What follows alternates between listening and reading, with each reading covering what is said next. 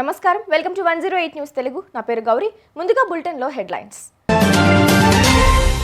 భయపడిన చంద్రబాబు, పవన్ భూమన. ఉప ఎన్నిక ప్రచారం బీఆర్ఎస్ కు ప్లస్సా మైనస్సా? సీఎం కుర్చీ కోసమే డిప్యూటీ సీఎం నినాదం. చిరంజీవిపై నెటిజన్ల విమర్శలు.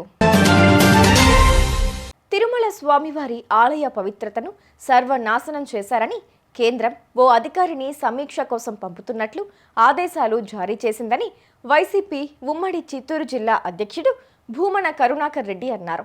తిరుపతిలో ఆయన మీడియాతో మాట్లాడారు.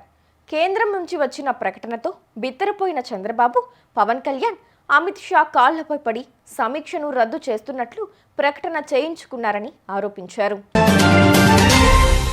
బీఆర్ఎస్ పరిస్థితి ప్రస్తుతం చాలా దయనీయంగా ఉంది. దీంతో ఇప్పటికే పలువురు నేతలు కాంగ్రెస్ పార్టీలోకి జంప్ అవగా మరికొందరు అదే మార్గంలో ఉన్నారట. దీంతో వలసలను అడ్డుకునేలా బీఆర్ఎస్ మళ్లీ ఉప ఎన్నికల పాట పాడుతోందట. ఫిరాయింపు నేతలపై సుప్రీంకోర్టులో పిటిషన్ వేశామని, తీర్పు రాగానే బై ఎలక్షన్ ఉంటుందని ప్రచారం చేస్తుందని టాక్. మరి ఇది బీఆర్ఎస్ కు ప్లస్ అవుతుందా మైనస్ అవుతుందా అనేది వేచి చూడాల్సిందే. మంత్రి నారా లోకేష్ ను సీఎంగా చేసేందుకు చంద్రబాబు వ్యూహాత్మకంగా పావులు కదుపుతున్నారట. దీనిలో భాగంగానే లోకేష్ ను డిప్యూటీ సీఎం చేయాలనే డిమాండ్ను పార్టీ నేతలు, కార్యకర్తల నుంచి ఒత్తిళ్లు వచ్చేలా ప్లాన్ చేస్తున్నారని పొలిటికల్ పండితులు చెబుతున్నారు. ముందుగానే లీక్లు ఇచ్చి పార్టీలో ఏ ఒక్కరూ వ్యతిరేకించే పరిస్థితి లేకుండా ప్రణాళిక రచన చేశారని ప్రచారం జరుగుతోంది. సినిమా పరిశ్రమలో నెగిటివిటీపై మ్యూజిక్ డైరెక్టర్ తమన్ చేసిన వ్యాఖ్యలకు మద్దతు తెలిపిన మెగాస్టార్ చిరంజీవి ట్వీట్ వివాదం రేపింది.